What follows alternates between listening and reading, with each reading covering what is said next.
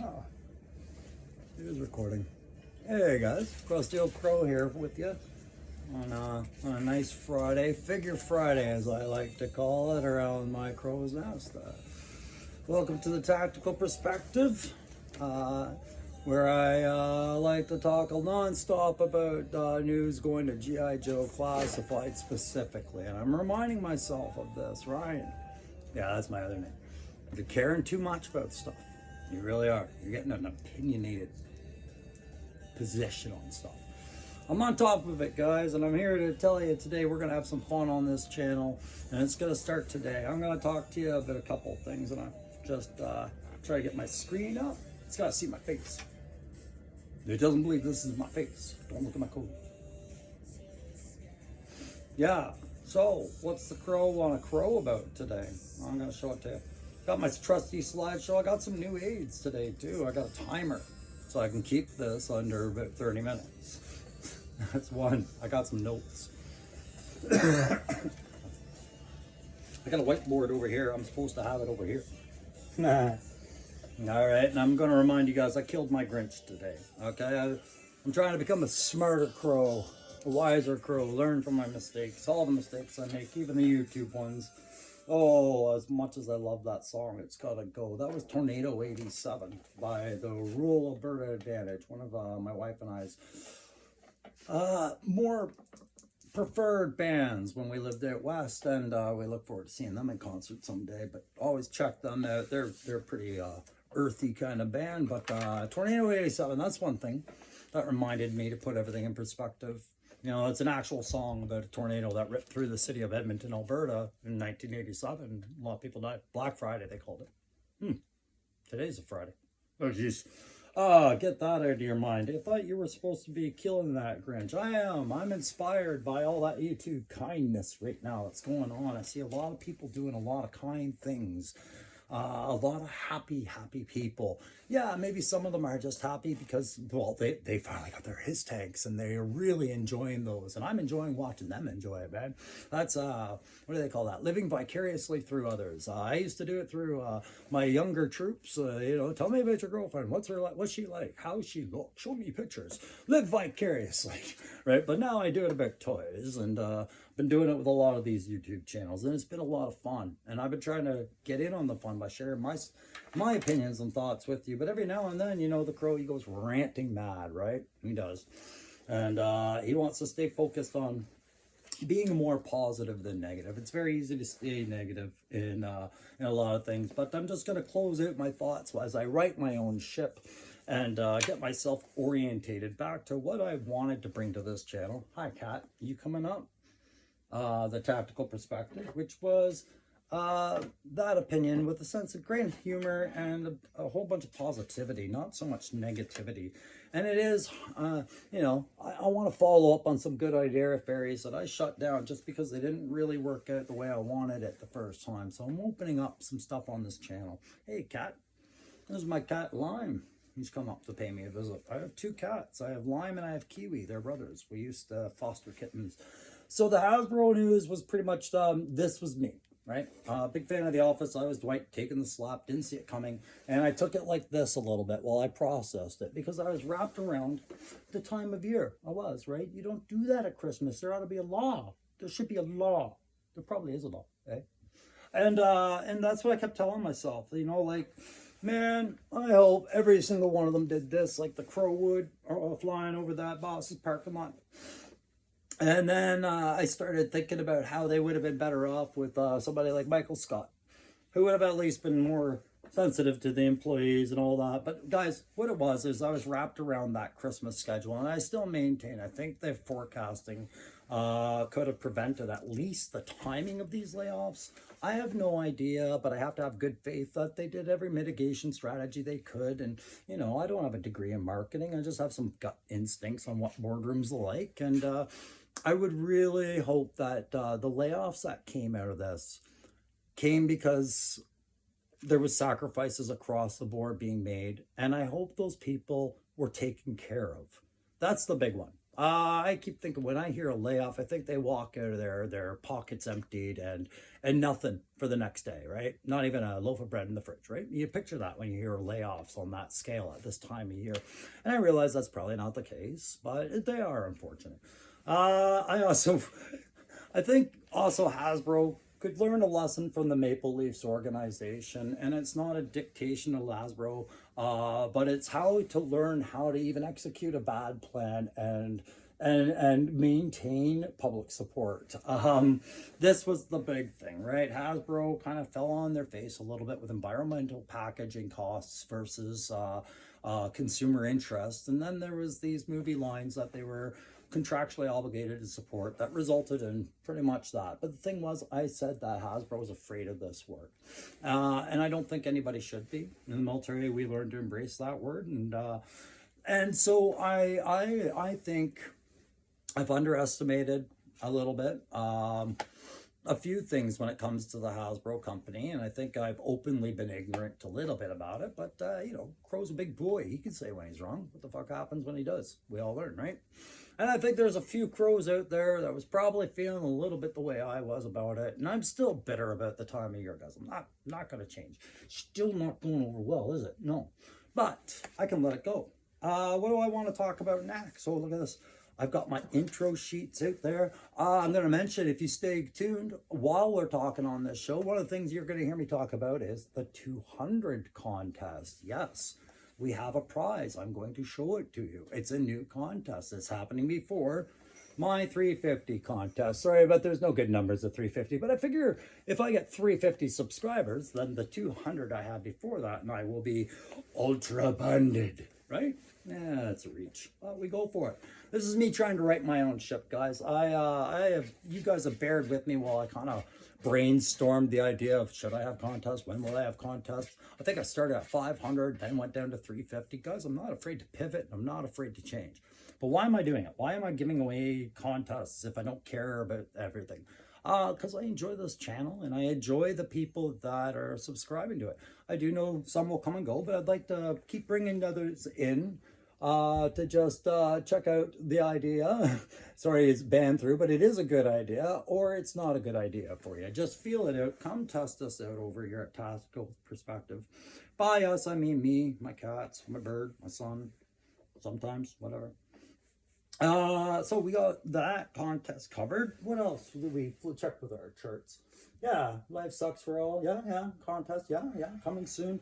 Oh, another thing that's going to be coming back. I'll talk about it another time. But I've revamped Specfire to make it just a little bit easier to do and take away some of the nonsense and just bring in the good discussion about it. And we'll be getting into that another day soon. Okay, for those of you who even know what Specfire is. We got that. Okay, so let's talk about Todd MacFarlane coming over to work on he's got a line contract with Hasbro, and it's not what I initially had hoped. I think we all had hopes of how this would affect Classified. It won't. It's not meant to.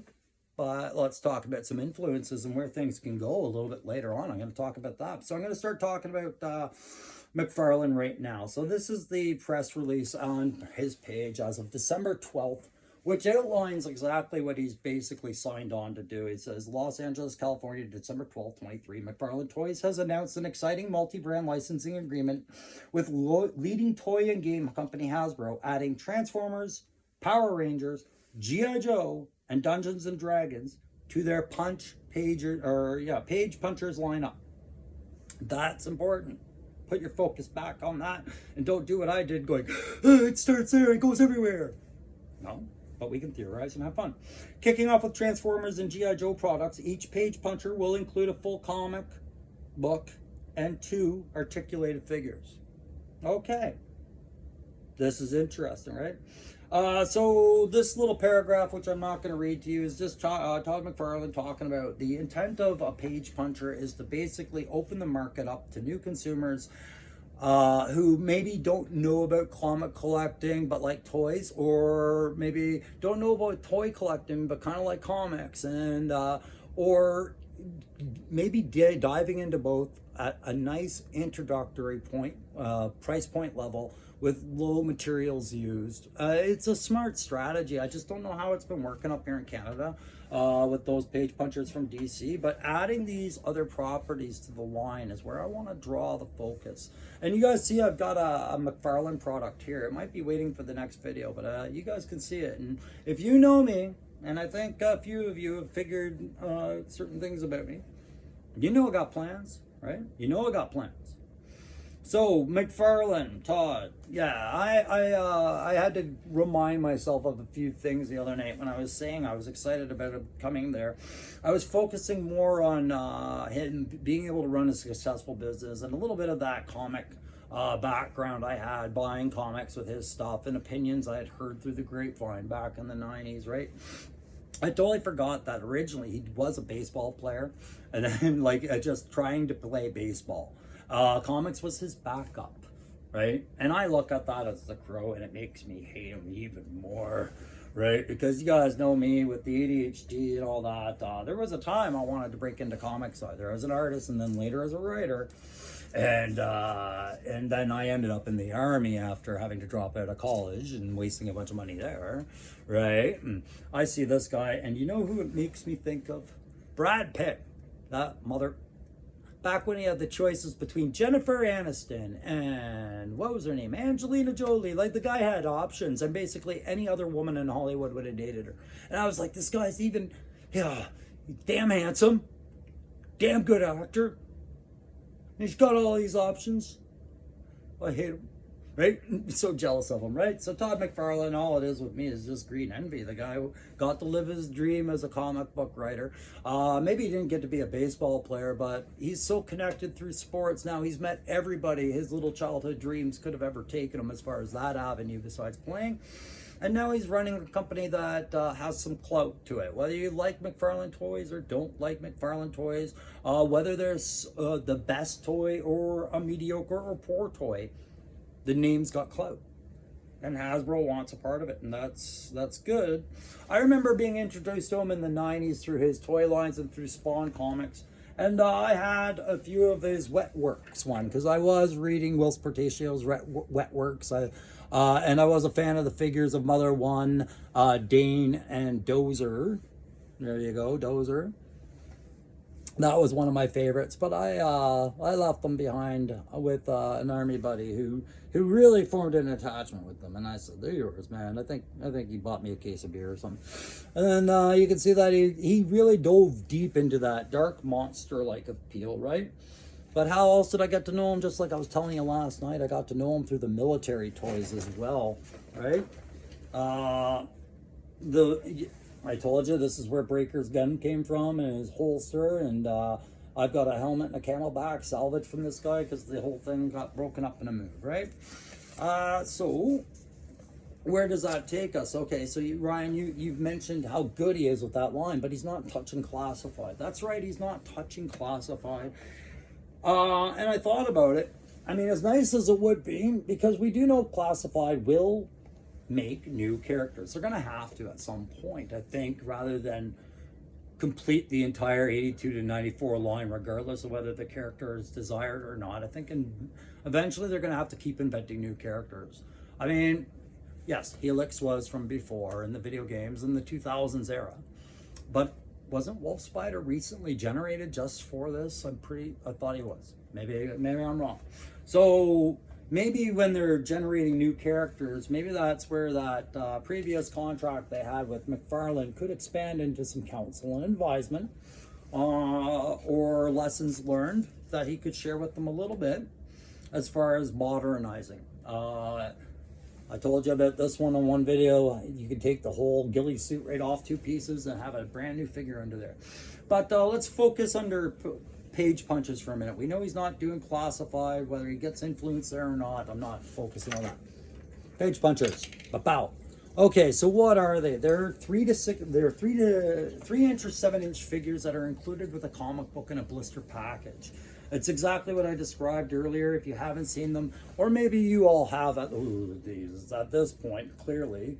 If I've seen them, surely all of you have seen them. Or if you're new to this whole thing, that's why I'm putting up there. If you're new to this whole thing, this is what we're talking about. Those products in Todd's hands right there from DC, including a comic that features the not bad figure included inside. I've seen them. I've been on the fence about them. They're not expensive. They're under 20 bucks, sometimes well under that. But they do have different price points depending on, clearly, if it's a 3 or a 7-inch. And I don't think I've seen any of the 7-inch that I've taken note of. But here's an example of 3-inch. You got your Batman, Superman, Shazam, or Black Adam, or Flash, what have you, right there. Okay, and this is what's going to be coming to the G.I. Joe line now. So, does it fit in? Absolutely. Didn't they just start a new Skybound Entertainment comic book with that? Wait a minute. How are they going to pull that off? Do they have to have a contract with Skybound and Robert Kirkman right now? Well, they do. Was this all part of it? Did Kirkman help bring MacFarlane over? I don't know, but you see where the conversation can go, right? Like, just how planned out is this? Because this will rebrand the comic and the toys again. But guys, what I'm trying to focus on is that size, okay? We're not talking O-ring here. And we're not talking classified. We're talking somewhere even smaller than that. And then the 7-inch would clearly be closer to classified, of course, right? There's one of their premier 7-inch, or 6-inch, 7-inch, whatever's there. And you can see that's actually a really nice looking figure, right? For this kind of a marketing campaign, they're throwing some more elevated premium stuff into there. Of course, it's going to be at a higher price point, but you can start seeing where classified can of course bleed into this, right? Yeah, you start with your G.I. Joes on little 3-inch scales with about half the articulation. If I'm looking, what is it on these? I'm seeing elbows, shoulders, thighs, knees, the standard O-ring style articulation, except it's not the actual elastic. It's a pivot waist as far as I can tell. I don't know if you guys have them, tell me, right? But as we go up into the higher inch, we're getting into the same articulation as classified, so that's fine. I can see this transition working well, and I like the fact that Todd MacFarlane is involved in it. Because look at it this way, guys. You have your O-ring figures that are always on debate. They have their own market, and so does classified. This is going to open a new toy collector's market at a better price point. I guarantee it, if it takes off the way that I think it could, you could be looking at a new scale of Joe. Picture highly classified little Joes that are about the size of your thumb, right? But with good detail and, the expected minimum articulation, right? And then we could take it, and go and picture your Joe collection being translated into that. Well, okay, but really you're just rebranding the same idea, just shrinking it down. Of course I am. But I'm shrinking the cost down. And look at it this way. With classified, we know about the vehicle scale and the price points now. We know what the vamp's going to cost, right? We know what and this is just starting. We have the MMS right now that might be coming with a figure like Grand Slam or Flash, from what I'm hearing the rumors saying, right? There's speculation as to hitting a max retail price point for the Snowcat, but still making it available on shelf, right? When I say on shelf, on Hasbro Pulse, because I haven't seen this show up in any pre-ordering for GameStop. I think it's just strictly Hasbro Pulse, but I'm curious which big boxes are going to carry it out here.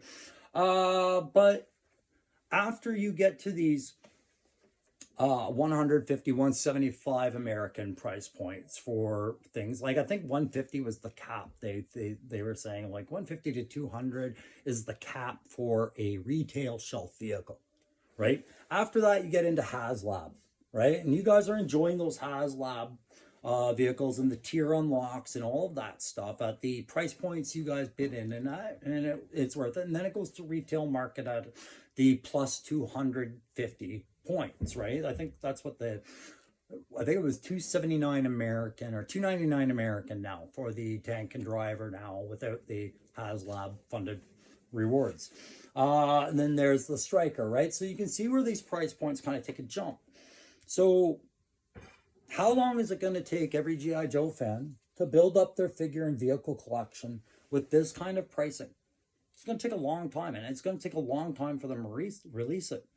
But imagine if your 3-inch page puncher brand later led to vehicle sets with graphic novels or something, right? Like they still keep it in vain with throwing in a comic. Maybe it comes with a hardcover graphic novel of the first 5 issues of G.I. Joe. Who knows, right? But you can start seeing, like, maybe we don't have to wait for a HasLab classified mauler. Maybe in the meantime, we get all the vehicles on that 3-inch scale. And why am I pushing that 3-inch scale? Because, guys, whether you know it or not, or maybe some of you do, that market is tappable right now, and they've moved together a few minds that can tap into it. So imagine a 3-inch scale mauler for the page puncher Joes that are coming out. We all wanted the mauler, or my boy the slugger, my birthday savior, right? And then of course we're going to get some, you could see after you have, you know, about 20 or 30 little G.I. Joes that are 3 inches, 2.5 to 3 inches tall. Well, wouldn't it be easy to start doing these play sets? And wouldn't collectors be able to fill up nice shelves with a lot of product at a low price, right? Because none of this is going to be uber expensive. It might be expensive for the size of what you're getting, but on a scale when they know they've got classified as that next one up and HasLab after that, they'll keep this low. Right? But it'll allow them to expand into things. Hey guys, if you're liking this video, go ahead, do that stuff. The like, share, subscribe, blah, blah, blah. Notify me. Algorithm stuff. You know me, I'm trying to get that channel to get up to, I think when I get to 500 and whatever, we're good. But right now I'm comfortably building it. That's why I don't give a crap about how fast it really grows. Just so long as you guys are aware, I'm trying to have fun doing giveaways and talking, right? So, Smart Crow, old crow, what's he learning? You know, he says he's constantly trying to get better. What's he piecing together here? Well, I've looked at what other lines MacFarlane has worked this out with, either on a 3-inch or 6-inch scale. And the one thing you'll pick up about Todd MacFarlane, if you watch enough videos about him, is when he was breaking into comics, he wasn't that great. But what he was great at was picking up the skill by learning others, putting a lot of work to learn, and he had a process, and it made him a fast learner. Fast. He went from 0 gradually up to 30 and then 180 like that once he broke into the comic industry, because he was able to learn at a fast level, which stands to reason with how a guy who got injured in baseball and was living in a trailer park is now running MacFarlane Toys the way he is. Like, you scrimp and save, right? And he was very blue collar, man. You got to cheer for a guy like that a bit, but he's delved into all these properties. So what does he learn from them all, right? So there's one of his gold label series, but he's learned stuff, right? So I paid attention to a couple of properties he's learned from. Now, I know a lot of this is available on the toy market already. I've already seen a lot of them on clearance. They didn't all hit. And then DC, I don't know about DC. If it's selling as well as it looks like, it's certainly available out here. My God, is it ever? But here's where I'm going. Todd MacFarlane has hit tabletop gaming market. I'm showing you one of the things he had right there. Right, and I'm going to talk about that Dark Tide figure in a minute, but he does Warhammer 40K, which is a tabletop fantasy-based, very violent, war-based game where collectors can build, paint, assemble, and collect, and then write up lists based on rules and put them on a table using a measuring tape and dice and fight an entire battle. Does that not sound like something, I don't know, where one good force of heroes would face another sinister terrorist force, maybe dressed in blue and red? I don't know, it sounds a little bit like it. But he's delved into the whole armada. And if any of you guys are fans of 40K, yeah, I did it for a while there. I had a lot of armies. I was very in it, and it was very expensive. It was. By the time you had an army painted and on the table, you're at least $1,000 to $2,000 in, just in books and materials and paints and time and all that other stuff, All right, but I look at what he did, taking a figurine no bigger than this, and he blew it up to this. And I chose the artist proof version because I want to practice doing my paintings and conversions. I'm going to generate some ideas about this Canadian soldier.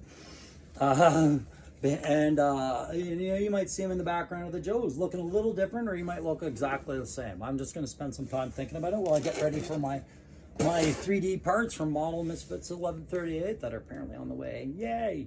And then I'll do an actual Joe conversion. But this is a MacFarlane toy right here. All right. And you can see points of articulation. It's not as articulate as a classified, and it doesn't have a lot of swivels, but it has the standard knee and pin joints for the elbows and the arms, and there is a bit of butterfly in the shoulders, just not much, but the head isn't very articulate at all. Like, it's a very limited figure, and the gun is completely... I'm going to use this for something else. I like las guns for the guardsmen, but they are the most useless gun in the game. And if I do a right conversion with him, he should mold in with my Steel Corps Troopers or perhaps Cobra, and I'll use something else. But they have these artist proofs. I do believe I still have to prime them. I thought they came pre-primed, but there's some rubber to this, right? Like, they have some give. So I'm going to look it up online, how to do a proper disassemble, prime, and I'm probably going to end up hand priming this and not painting it. Not spray painting priming, but actually hand priming. My airbrush is down right now, so I'll just do it by hand to be safe. But I bring this line up because he's brought small to big. There is no reason why he can't bring big back to small with the classified. And I'm just saying Hasbro in general. I'm saying MacFarlane can talk to them about how, because he knows how to connect the dots with what he's doing. He's already shrinking them down to 3-inch. So what happens if you scale them down to a 2-inch or 2.5? With maybe gluing some arms and a head on the way you want them on there. Maybe putting a different piece of kit on one of them. Turning it into an army builder game. Just like army leaders do when they actually work at wars. We have these little miniatures to move across the table. It's evolved into a game. And that game has branched out into other things. Warhammer hasn't just stayed limited to Games Workshop exclusive stuff. It's branched out into other companies. Hello, Risk. Crossover games. So when I look at things like these, pardon me, what are they called? Oh God, punch cards or whatever. What they're doing, the Punch Pal, whatever it's called. These comics with these figurines and seeing things scale down to a 3-inch, seeing the possibility of a new open quick grow market at a low price point, making Joe available for even more kids now, like kids that don't have high income families. This suddenly brings all that more accessibly to them, gives them what we had when we were kids, just smaller and different, but also scaling it down more goes to these multi-generation played, very popular tabletop gaming markets, makes them competitive. They were already doing this with Star Wars a while ago. Star Wars Legions is exactly like this. It's grand armies, painting skills or interpretation skills. Yeah, you can just spray them all black and white. Who cares? It's not about the painting, but that's the subculture to it. But it's about collecting and pitting tactics and knowing your armies. And who knows Joe's better than us guys? Henry Cavill has been very associated with this. So is Robin Williams and a lot of other guys. And it is a dark, glorious, beautiful lore. If you ever look at the arts, there's several books to read on it. I'm a big fan of Gaunt's Ghosts myself. I haven't read much outside of it. But right there, you're looking at about a $1,500 army to play the game. And if Hasbro could get in there at a cheap, low price point that they prove is effective through these comic and 3-inch minis that MacFarlane is going to walk them through, then it could introduce them into a strategy to get their vehicles on a table where guys are custom doing everything or being traditional, whatever they want. But you're opening up a new market. And as you can see, people have different interpretations of what everything should look like, right? So you give them all these choices, but let's look at the cost. You're dealing in resins now. Resins and cheaper plastics, smaller pieces, less molds, essentially. and putting the onus as far as quality control over the overall shape and look of the product onto the consumer for their silly little games, which they will love. So yeah, I'm a little excited about Todd MacFarlane coming over here and introducing different concepts and different ways to appreciate the product, because like I was saying, I think one of the problems is that Hasbro has misread their generation's intent and what they are like. But before you think I'm too far reaching about this, just bear in mind the G.I. Joe role-playing game has mini sets. They've already been in this market. They already know how to get them. That's about the same scale as this. Okay, if they're taught how to do it right, the fans will eventually start turning in more products like this. This is a guy, he did a job on one of their Firefly figures, but they've had exclusives and things like that. Oh, you hear that? That's my timer. All right, so I need to learn a lesson here, which is I've got about 1 minute left, and I'm going to get to this. Okay, guys, I'm going to have a contest. It's going to be for 200 subscribers. Once we punch past the 200 subscribers, I am going to post a separate post. That will be the entry for this contest. It's only for subscribers, and there'll be some fun twist to it. You're gonna have to wait till we get there, when we get to 200. And the winner is going to get, I had to go with an army builder, guys, and I decided, you know what, this is proof that the crow's willing to pivot and give everything a benefit of a doubt. There's the prize, gents.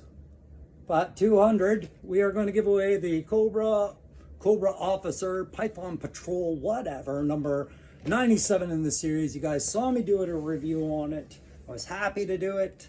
And I do appreciate having that in my figure, but it's time. You guys deserve a reward. So let's get just past that next 40. Let's start hitting those likes, pushing out some shares if you think you got somewhere to send it, and telling people about it. To check it out at least. I realize, you know, it's going to be the faithful old subscribers and the new subscribers. And some new subscribers will come because they love Joe, and some might come because they see a contest. It's the chance we got to take, guys. One of the things that's been holding me back is I've been worried about pleasing everyone with a contest. I can't please everyone, but I'll be happy if I can please someone. And the rest of you can wait for the next opportunity. So that's how we're going to do it here on the Tactical Perspective. Don't forget to hit that like, share, subscribe. Don't forget that after that, I do have that plan for that 350 contest. I have these drawings that I'm going to package up and give away to you, not on this frame. There'll be lots more. You guys are free to tell me about your favorite Joes in any comment, in any video, and I'll try to work it into the art stock there. And of course, I will be giving away another figure. I just haven't decided which one that is. And I'd like to do the 200 contest somewhere between January and February, because I am going to Edmonton soon, and I am going to England and France. And that 350 contest, I'd like to see that summed up after I get back from those places. So let's aim for 200 by January, February. Give you guys a troop build figure that will always have its place, I hope. And until the next time, actually the next time is going to be me talking about this a little bit. I will see you on the next Tactical Perspective. Thanks again.